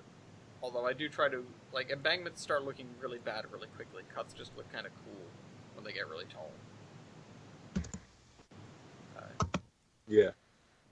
Unless you're TJ, in which case we just make fun of you for them. And I mean, plus a really tall cut isn't that far out. Like there were a lot of them that were just originally tunnels and then just blasted out because it made sense. Yeah. Or if they were a tunnel originally and they were too short, and rather instead of just extending the roof of the tunnel, they said, screw it, let's just destroy the whole thing. Well, remove the Yeah. tunnel. Which you could probably have a few of them on the VMR. Yeah. And I almost had the opportunity. I felt like I was going to have the opportunity to do it right here, but I was actually able to get the railroad up to the right height for this. Yeah. I thought I was going to have either a super short tunnel or a little cut. Yeah, and a little cut there would make difference. But there's a lot of places, especially like on the Reading, Mm-hmm. right outside of Reading, heading north. There is this bridge that's called Peacock's Lock Bridge over the Schuylkill River. Very beautiful bridge, very, very, very pretty. But before it goes through a cut because basically there's a giant hill in the way, and the railroad is mostly flat. There's no point in trying to go up and over that when you can just go straight through, and it's not deep enough for a tunnel, but you need to keep it straight. So it's not uncommon. A Yeah. lot of those places are one track, but they're wider, made to two track for drainage. So if you do that, you make it one track all the way over to the side, and then you have a little river going through. Yeah. I Because mean, of trains drain- is great at providing extra space in Yeah. cuts and But embankments. if you wanted to do that, you'd move it all the way to one side and then have a puddle. Yeah. A puddle of oil Making or blood. puddles in trains is problematic, though. Oh, yeah, I could understand that, but you get a spline or whatever, you do that, Ew, a water spline. I might have just done it to myself again, by the way. I might have just balked myself. Where you It go. looks like you did. Yeah. You need to stop doing this. I would work on the railroad now. Yeah, I want to go this way. Well, see, I need to fill in this spot. Yeah, I've spent this whole time doing terrain work, though. I'm going to go and... What am I going to do? I'm going to do something else. As much momentum as I have doing this right now. Uncop block yourself. No, I'm going to leave that for future I'm gonna leave that for next week, Ellis. Next week, Okay. Ellis can figure out that situation. I don't feel like doing industry calculations right now, though, so I'm gonna go into the swamp. Okay, well, I don't feel like doing math, so I just want to go to a swamp. Well, I'm sure the viewers are so riveted by the idea of me doing math, and figuring all that out. That's only, It's their turn on. oh, I bet. It's only a couple of episodes worth of math, I'm sure, to work that out, which can be spread across a few episodes while I actually do all the scenery work in that area. But I've got plenty of swamp to work on, that's for damn sure. Oh yeah. I've got like 30 years worth of swamp. This is going to be the new olive. I'm going to be here for, the next Decades. 20 episodes. Next 30 episodes, more than likely. yeah. But, just splines, whatever, because I can't use copy-paste until they fix it. Speaking of which, they're fixing stuff. They're fixing the AI, which is nice. I want Gib release. Gib fixed AI. They managed to break it. But anyways, let's continue with this comment. The launch and engine plumes were pretty awesome. And the engine plumes, as Elon Musk on Twitter put it, Falcon Heavy engine plumes look like giant laser beams. Now, if I can just figure out how to attach those to a really big shark, and he's not wrong, the plumes do kind of look like laser beams. If I'm correct, I believe that's the first time booster engines landed themselves. Yep. Well, it's the first time. So, yeah, one step to not putting so much junk in orbit. Well, actually, here's the thing. The reason they're landing them isn't so that they'd keep the junk out of orbit, because they wouldn't make orbit anyways. Usually, when it's the option between leaving it in orbit or burning it up in the atmosphere, you burn it up in the atmosphere because if you don't, it's going to fall back down anyways, eventually, no matter what you do. And you want to be able to control when that happens and not Skylab it where it just happens to come down when it feels like, and it might be over, some Australian town and hit a bunch of things. Yeah. It's it's the kind of thing where he's doing it 99% for cost-saving reasons, and 1% because he wants to. And that's what makes it so cool, because now you can decrease the price of rocketry. But yeah, it's the first time boosters landed themselves because it's the first time that a SpaceX rocket has had boosters. They just, before then, none of the Falcon launches had boosters, and that's why this was such a momentous occasion, because it was the launch of the Falcon Heavy. The Falcon Heavy was, was Musk's foray into a larger lifter, something that's more than just one core. Yeah. Yeah. And yeah, no, it was cool to watch. There was a launch today, I believe. I didn't get to watch Really? it. It was supposed to be yesterday. They pushed it back to today because of high atmosphere winds. What was the other thing with it? Oh, they've got like 3 launches lined up in the next week or something crazy like that. They're shooting for 30 launches this year, which is ambitious. Which is very ambitious. And I hope it comes true. I want to see some private sector spaceflight competition. Yeah. What else? I guess you like your vegetation thick in some areas. Yes, I do. And also, he goes, you should add limited to unlimited breadworks. That ought to throw someone into a loop. Yes. Say that again, please. You should add LTD at the end of unlimited breadworks. So it's the unlimited breadworks LTD. Limited. Yes. Yes, I support that. Alright, I'll go do it in a minute. Once I'm done with this grass. So somebody's lighting out fireworks. Oh, hold on. I'll do that in a second when I'm done with this. Because he's talking about looking at Clownfish Pond in different ways, and that's what I'm working on. Or, well, I'm working near there. And then I'll go add limited to unlimited breadworks. Almost done. I've got vegetation around the edge here. Alright, so, it says, the texture around Clownfish Pond looks like a bird if you rotate 90 degrees anti-clockwise because of the texture. Hold on. I'm not sure which way he meant. 90 degrees. Anti-clockwise. 90 more degrees. 90 more degrees. Oh yeah, I Yeah. see it. I totally see it. I saw it like It looks like a you're little, wait a minute. it's got A little wings bird. and a beak. This is the culvert, Yep. by the way. I'm not sure if you saw this, Chris. No, I have not. Hold on, wait for it to catch up. Oh, okay, that actually looks pretty good. Yeah. So I was like, oh, this area is below sea level. Crap. So I have to do that. Oh yeah. So let me go change the element of breadworks. No. It's meant to be unlimited. It is unlimited. It's just limited. It's limited in its unlimitedness, No. or is it unlimited in its limitedness? Yes. It's that one. So it's Across limited. from the church. No, it's This was the church. shoot, I can't remember where it was now. It's next door to Glenn's, Oregon. So it's right here. I am the base of my bread. Also, the map has never left fall, which I'm okay with because it looks really cool. But it's fall Mine forever. changes. Well, like my map changes with the day. Yeah, I don't know why mine does not. All right, there we go. We named it. What's Oh next? boy. You might cram in the different grains along with some farm supplies if they're built in or on the DLS. Oh yeah, for the grain place over there. I don't know. I think I'm gonna stick with one kind of feed because the standard for me has been there's always room to put in all of the commodities at once, and if I added more, there would not be. So I think I'm gonna leave it as is. Yeah, I was sort of going back and forth on what I should really put there. But I think I've settled for now. I think I'm alright for now. If corn turns out to be too boring, we'll add something else.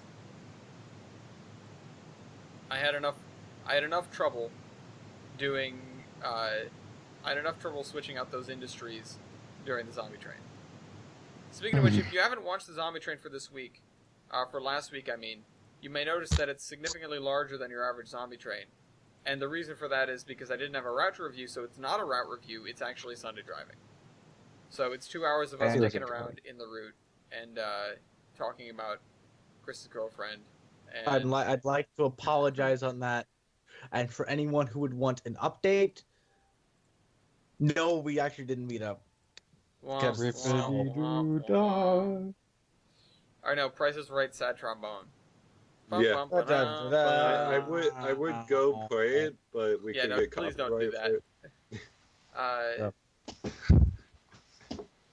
Yeah, we got that. That was an entertaining video. You know, It was entertaining to make. it was an entertaining video to play should be an entertaining video to make, or an entertaining video to watch. Sorry, should be an entertaining video to make. If you're making a video and you're like, man, this is boring, this sucks, that you're probably not doing it right. You know, and I totally felt that when I was working on Olive for episode after episode after episode, and I was like, I want to shoot myself, but I need to finish this. I need to finish this town. Yeah. You know, sometimes you gotta push through, and I've talked about that on this show a whole lot of times. But yeah, no, it was a lot. You know, let me. But yeah, no, that episode was a riot. And I noticed plenty of comments on it saying that people had made it through, you know, to at least Gentlemen. I saw a lot of Gentlemen. I wouldn't blame you if you got to Gentlemen, commented it, and then didn't bother commenting on the rest of them because you don't feel like leaving 1,000 comments. I totally understand. However, if you got to Gentlemen and then didn't watch any farther, I don't blame you either. But seriously, you're missing out. Yeah. The video's great. Yeah. Sure. Alright, now I need to put down the shrub. Shrubs. I could go for some shrub right now. Just eat it. Okay. We're about the ground and chop on it. Okay. I'm hungry. Contain yourself. Go get some What? food. It's 6 o'clock p.m. for you. It's dinner time. Get 6 o'clock p.m. That we're getting. actually is. There goes Chris again. I did catch a look at anyway, but it is. I was about to say unlimited spaghetti night, Oh, but every shut night up, is unlimited shut spaghetti up, night. Shut up. I meant to say it's all you can eat night, but for some reason Touched I the thought spaghetti. unlimited spaghetti night. Somebody in the fan chat posted a picture of pasta, and then somebody goes, "I touched the spaghetti," and I wanted Oh. to just jump in and be like, "That's not spaghetti. That's a different kind of pasta." It's noodles or something like what it looked like udon, It ramen. wasn't even spaghetti. No, it was not spaghetti. Was it Italian in origin? It did look Italian. Well, it had red sauce on it, so it was definitely Italian. It was thicker than spaghetti and shorter than spaghetti. What the hell is that? Oh, it's my phone. thicker and shorter than spaghetti. Yeah, well that's most pastas. Because spaghetti is characterized by the fact that it's long and thin. Yeah. So Sorry, most my pasta is thicker. Computer. What? Fine, Chris. Again. Alright, so there is one problem though. The loads will have to be very low. The general goods of the boxes and barrels variety, but not the crates rendition. Oh yeah, for the drop off over there. I remembered what I was going to drop off over there. At the brewery place in the at like the office where it's just a place for a crane. It's actually going to be dropping off lumber. Because not only do they make their own bottles on site with the place that's next door, they make their own pallets. Because I couldn't find a pallets asset, just an empty pallet to send. So I'm just sending lumber. Well, in the 50s, no, they wouldn't. Well, they wouldn't. They can make their own pallets, but they'd also make their own boxes. Because remember, at that point, you still had wooden crates. Yeah, that's true. You know, it's funny. One of the things that John Narich brought up is that, like, every town had a place to drop off to deliver just boxes, just empty boxes. You'd have a box factory, and it would send out all the boxes to all the different towns. Yep. And I was like, oh yeah, I never thought about that. Charging I never back. thought about how people get all their boxes. But yeah, no, they're going to be building their own pallets, and yeah, you made the comment of, it's a craft beer. It makes its own bottles on site as part of the craft. Yeah, Wow. it's true though. It does make its own bottles on Do site. you realize how big that would have to be? Yep, but I just made a little kiln where you drop off quartz sand. Because again, I couldn't wouldn't. bring in bottles. There's no empty bottles. Well, guess what? It comes in by truck. No. Truckers are fucking shit by. Yeah. No, it's another place to drop off quartz sand. It's exactly what I needed. This is going into the UC Conrad subreddit. Oh, okay. This is very funny. So, got this Games on the subway. area here. There, Submit link. we've grassed up another area. Woo. Here's- I'm in love with this place. This is great. I'm in love with the cocoa. You. This place was, actually, I don't know what I'm going to do with this. Never mind. Leave. It's the same stuff. Okay. I can't think of a good title. I'm not good at thinking of title anymore.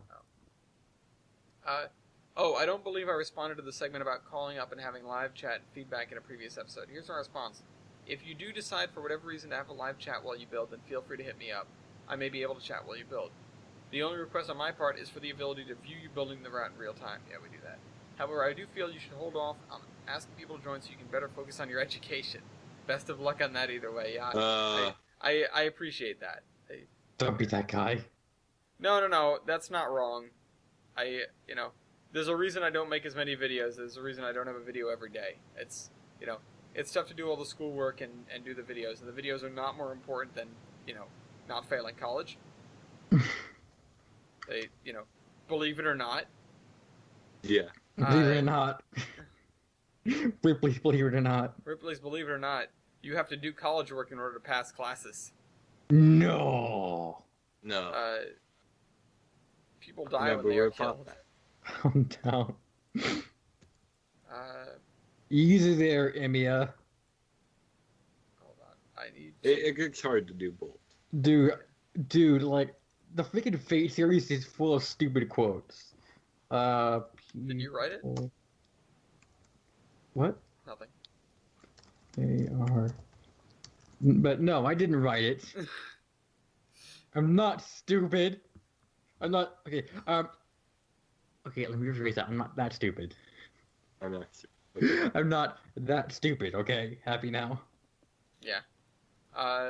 Also, Edit 1. I believe I found a collection you might like on the DLS called TRC, or Trigger Rail Crossing. It's a simpler alternative to ATLS, and you should pick it up if you want to get into custom grade crossing creation. The assets I found so far are under the name Vir Vincent but you might want to watch a few tutorials beforehand. I recommend Approach Medium's tutorial. There are quite a few on the DLS, including US crossing pieces. See, I've heard about this. I heard about this quite recently, because everyone in the group was freaking out about it. Mostly O'Chillies, actually. Yeah, mostly him. But just like ATLS, until I get somebody on the show to teach me about it, I'm probably not going to bother with it. Like, I just finally learned ATLS, and now there's something better. Come on, guys, you couldn't have waited like a couple of years? Just give me a break. Yeah, no, try my gear Civ 5. Yeah. I mean, I bought Civ 5 with the intention of eventually installing it. Yeah. I didn't, I wasn't concerned about it falling behind. But when Civ 6 comes out, then I'll install and play Civ 5.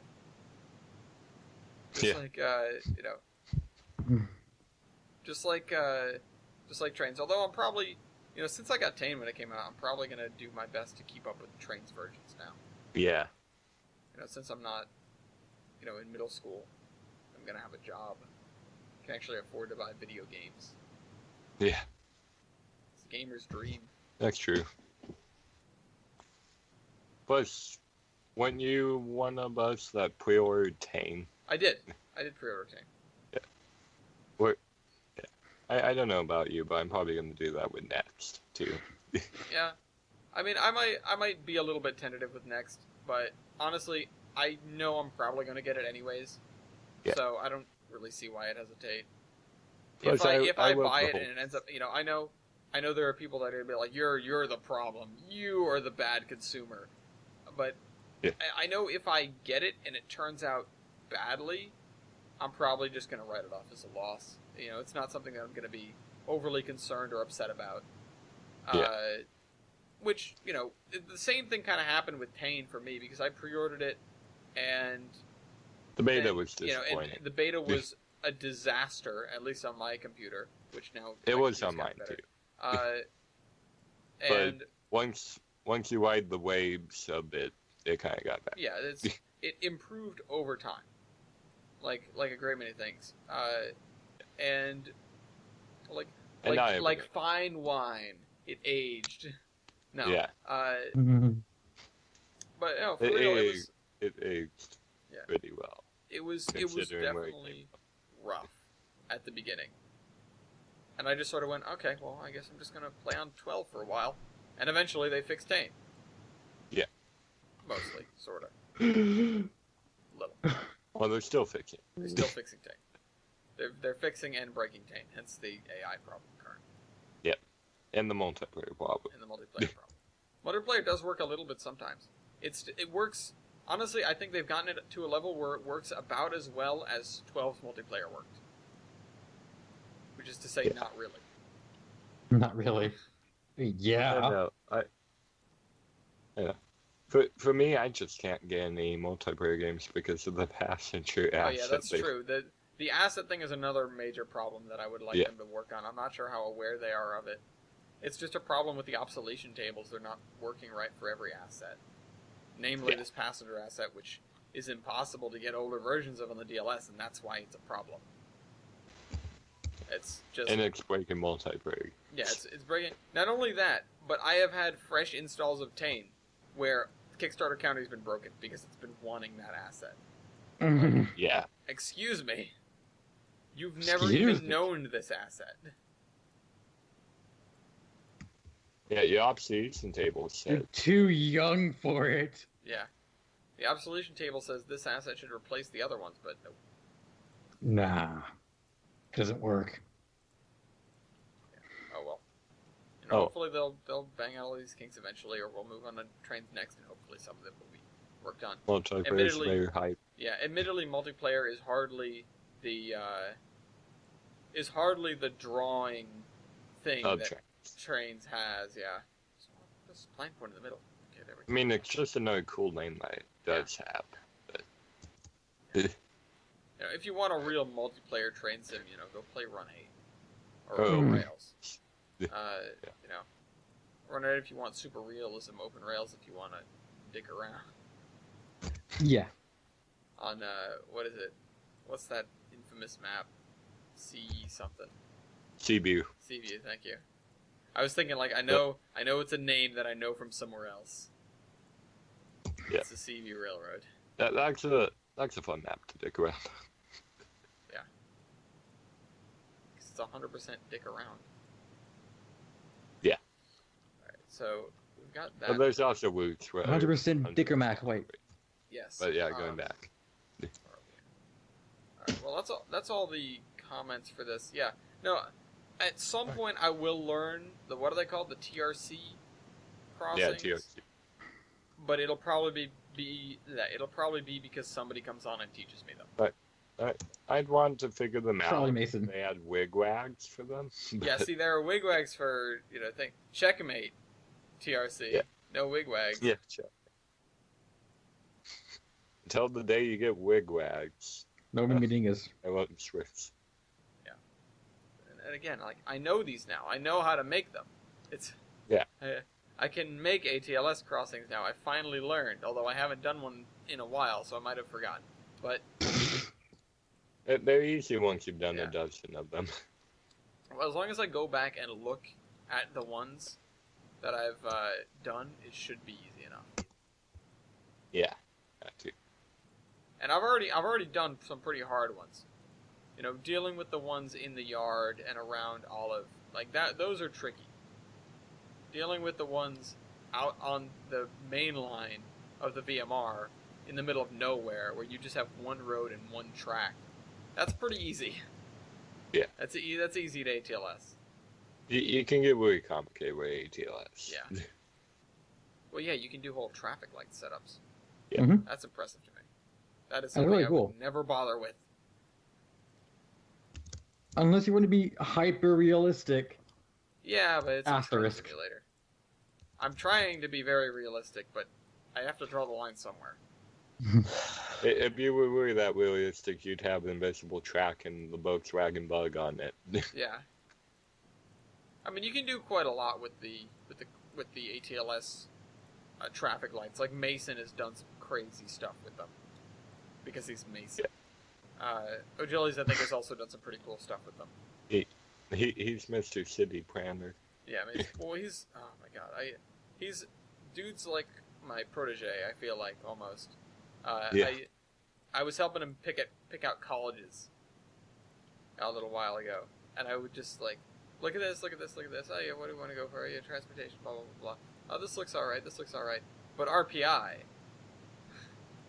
As much as I don't want to plug my college right now because of the way the administration has been acting, I'd be so excited if somebody from the group ended up coming here, especially now that Jader's like, oh yeah, Shit. I want to be a civil too. I was like, whoa, where did this come from? That's awesome. Yeah. It's like, you have my attention. Alright, Yeah. so we're getting somewhere. It looks like there's a second fish. Fish? Fish. Fits. Or like a face. Yeah. Very Cruditron Yeah. face. What else did I do for... Okay, so I did that. I did these reeds. And I also did these guys in some faster moving areas. So that would be out here. I'm trying to remember how everything is. It's been a long while since I've been... Oh, Faster moving, but not too deep. Because that was too deep. Yeah. I just completely sunk them.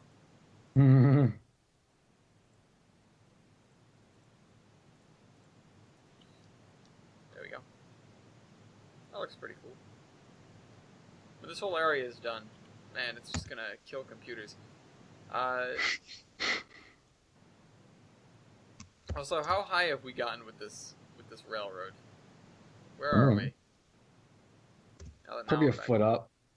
Now I'm back here. What? Probably a foot up. I'm 82 meters up. So we've made it up a couple hundred feet. That's cool. That's good. We have to stage something where you can see one of them up there, from down here. Yeah. Yeah. Also, I'm gonna need to figure out how often to put like a passing siding. I'd say after you go around the next knob. Yeah. Knob. Yeah, Yeah. seriously, Yeah, like, next Once knob. I make it over here. Yeah, once you make it over here, then you can make a couple 1,000-foot long passing siding. Because we are. Yeah, this is a few miles. Like a generalized maybe like every about maybe 3 mile or so. Okay. Generalized, more or less. Maybe shorter depending on the terrain, maybe longer depending on the terrain. Yep. Yeah, I'm gonna have to add a whole bunch of tiles. That's in the back about here. how far I put my sidings apart. Yeah. See, this is About every mile or two. This is the first time I've built a single track railroad, and like cared about it. Not including the old main, which I just sort of put together. And don't get me wrong, it's a beautiful thing, but I was just like, okay, we're gonna need this, and we're gonna need this, and we're gonna need this. Yeah, But the last time I You didn't built, really care about it. yeah, the last time I was building a single track railroad, it was the narrow gauge on the Tamaros Vale and Anaconda. Yeah. The old main was just to connect two things that I knew I needed to connect with a rail line. I do love the old main, and I did love building it, but it was not something where I put that much thought into it. Yeah. No. Did I finish with this over here? No, I did not. Okay, I need to put all this grass in. It's all beautification. We've done a whole lot of beautification this episode. I'm okay with that. And we've done a little bit more railroading. We hit a new high for grades and actual height on the map. Because I hadn't had anything that was 2% before. Welcome to the club. Yeah. Until you get 3%. Yeah, I know. I'm gonna try real hard to keep the VMR's gradients down, but they're the railroad that I don't care too much about their gradients. It's like, I Yeah. know it's gonna be steep. I'm already prepared. We're gonna have lots of alcoves. Yeah. Alright, so Probably a decent amount on with just one train. Yep. Going up the hill. we will be with alcos what the Southern Pacific was with SD9s. Yeah. It's like, 1%, and then you get to here and it's like, 2% Mm. through here, and then you drop back And to then 1%. it's 3%. Oh, we need all those engines. It drops back to 1% for this bridge crossing here, and then I'm probably gonna have to go back to 2 to get up and around this. Yeah. But you can. It's surprising enough. And I'll return to this because it's on my mind now. It's surprising enough how much you can actually get up when you're really trying to put a 2% grade in. Yeah. To the point where it's sort of taken me by surprise. Where it's like, we're here already. I need to build the mountain higher. Yeah. See, It's look, amazing I can poke up the ground right there. Yeah. So it's not as hard as I thought it was going to be. But we do need to come around here and go in that direction. Because this area is a little bit lower.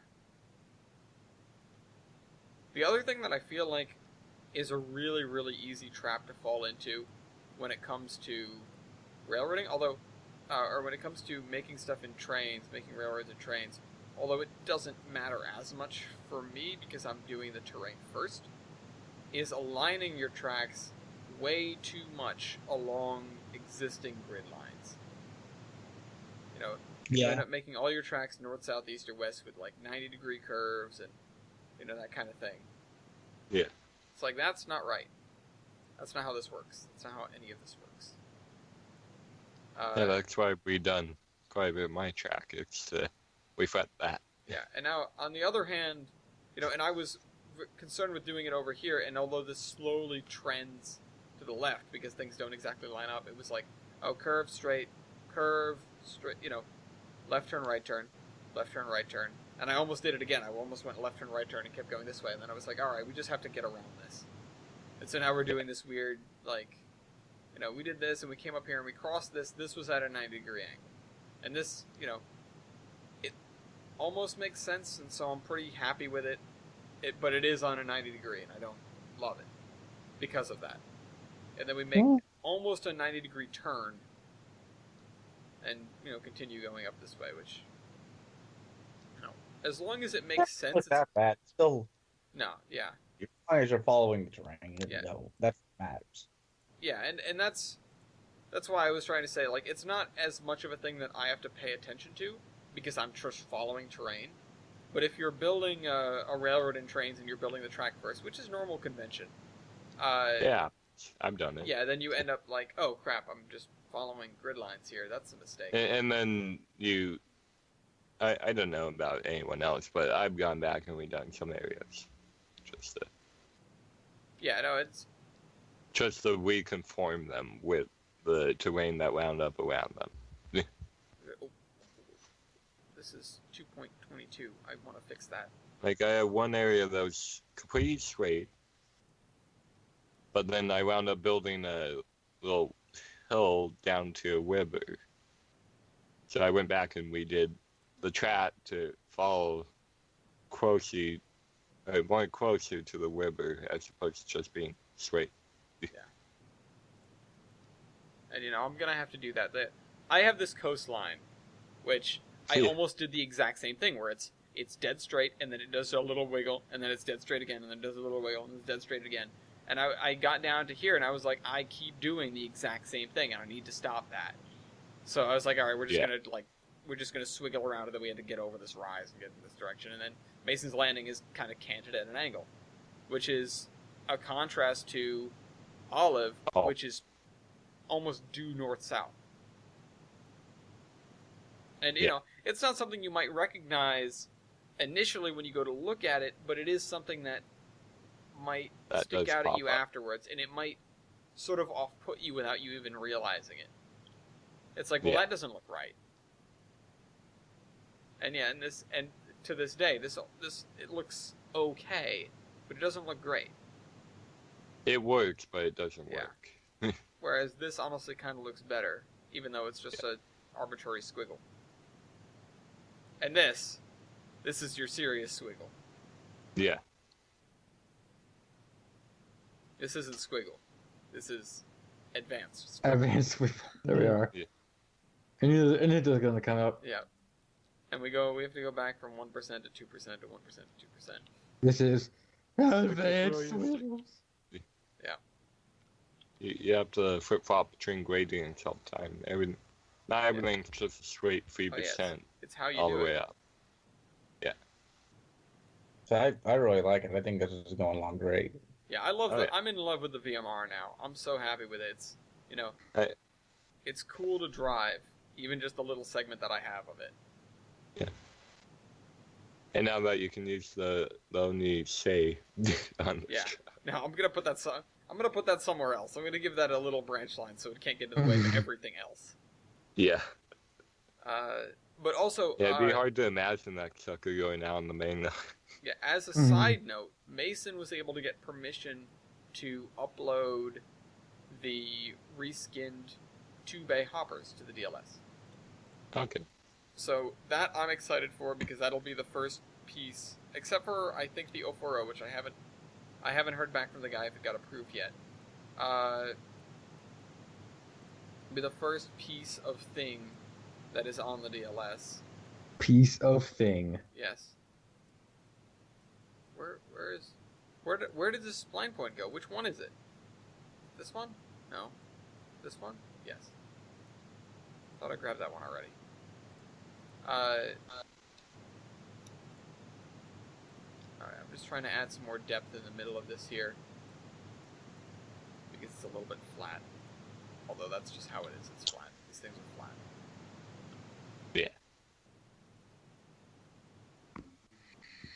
Yeah, eventually I'll get over here with the tree copy pasting, and then I can do some real scenery work that isn't in the swamp. But that's stuff I have to do off camera, and as I talked about earlier, I don't have an awful lot of time off camera. Because of, schoolwork.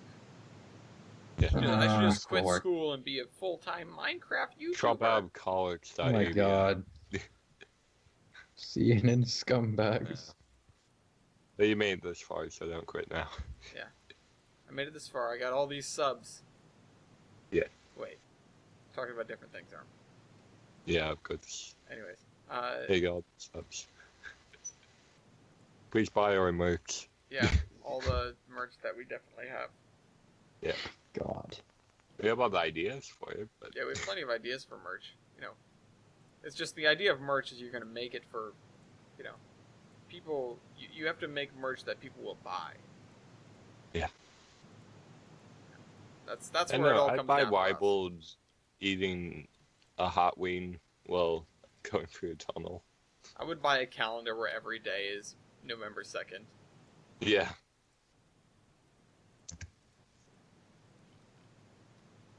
I'd buy it. Send it to TJ. Yeah. And then literally ask him have what him day pin it up and then ask him whenever he's on the podcast. What is it? What day is it? What does your calendar say, Yeah. TJ? Swamp. This is an estuary. It's not even a swamp. I keep calling it a swamp. It isn't a swamp. It's an estuary. There's a difference. This is salty and tidal. It's not a swamp. And yeah, the thing is, I need to get the scenery, and this is how it always is when you're building a railroad and trains, or at least so often is. I need to get the scenery to catch up with the train tracks, because now I'm building train tracks, or I've built 15 miles of main line, and it hardly has scenery on it at all. So I need to get back to that, and that's what this is. You know, we've got Bridges Maximus here, which has, you know, this is like a half a mile of scenery. Wow. Which is good, but Yeah. like it's not a That could lot. be bad. And you can see lots of not scenery from here, including Not that, which scenery. needs to be fixed. Yeah. Which I need to get to this at some point. This is the real issue that I'm going to run into. This is still at sea level. I need to get the VMR far enough back that it doesn't A, have to come down, or B, have to be in a giant cliff that you can see. Yeah. So that's my current issue. Yeah. But you know, I don't even have terrain for that yet. And then the VMR crossing here, that's another thing that I don't even know what I'm gonna do for that. Which honestly, what I might do is I might have this, which is the highest point on the Gilson Eastern so far. This lead into sort of like a mountain range, or at least a spline of peaks that runs more or less this way. So the VMR can get over it and then come down to the bridge. Because the bridge is not all that high. The bridge is, let me see. Let me just drag the bridge onto land and then check. Yeah. So I'm not sure I can grab that spline point when it's hanging over the edge of the world. It's 81, so we're already higher than it. We're already higher than the bridge. Not by all that much, but we are, and we're here. We're supposed to keep climbing. But what I might do is I might have this be like a little bit of a summit. It'll come down, it'll run by the swamp, it'll go back up again, then it'll come down again. Yeah.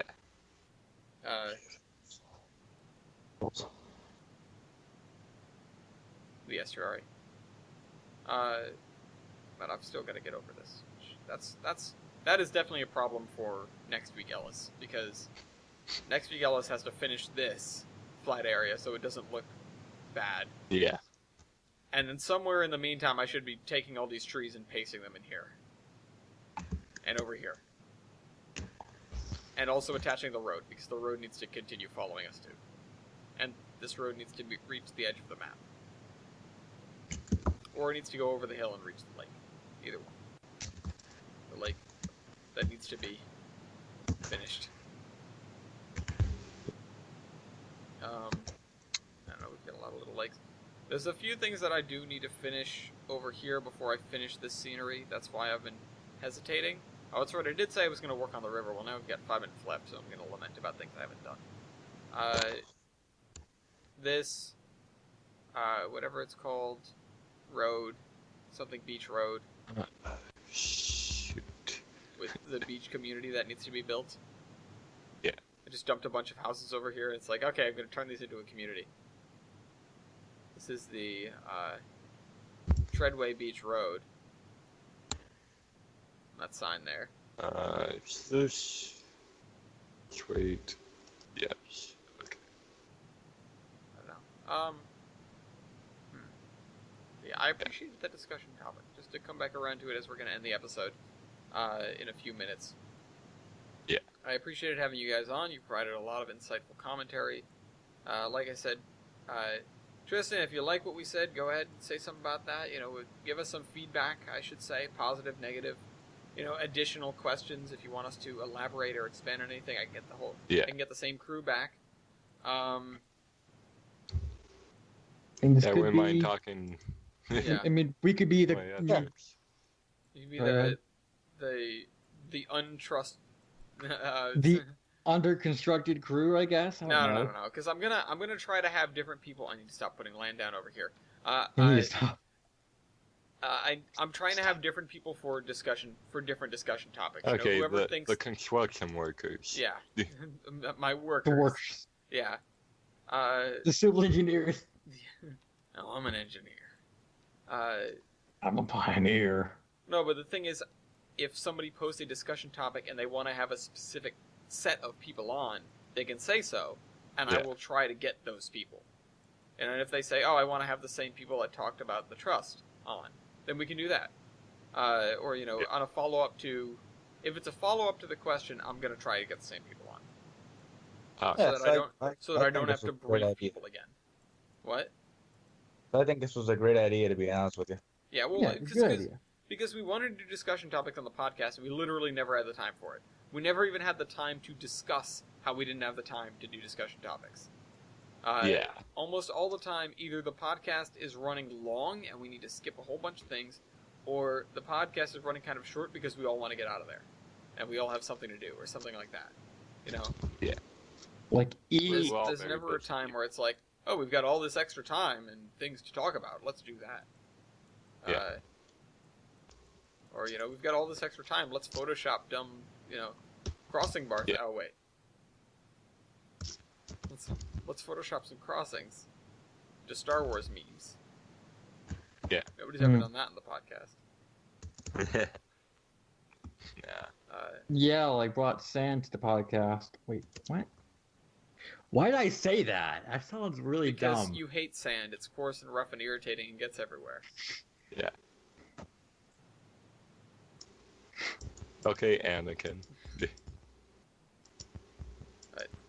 Yeah, But it's over. I have the high ground. I have to finish this massive area sooner or later, and then once I'm done with this area, which is flat and needs to be not flat, I just add more flat area. It's never ending. Yeah. Yeah. It never ends. It's okay, I'm going through the same thing. Here's the thing: you never reach the second floor. It never ends. Yeah. What's the good part? Eventually, you die. Oh, what happened here? Where's my Johnson? Where's your Johnson? My. Loading all the Although I trees, do have a goddammit. poster on my wall like staring at me of a CPT1. Oh, Mm, I feel like I'm Nah. missing a tree here. So, I guess technically I have a T1 up on my wall. It's just the CP1. Alright, well, I'm just going to admire this river a little bit more, which is the Deer Run. I think I named this already. No? No, I didn't name it? Oh, I also have a request now. What up? You need to have about 15 mill creeks. Yeah, different mill creeks everywhere. Yes, as I said, 15 of them. No more.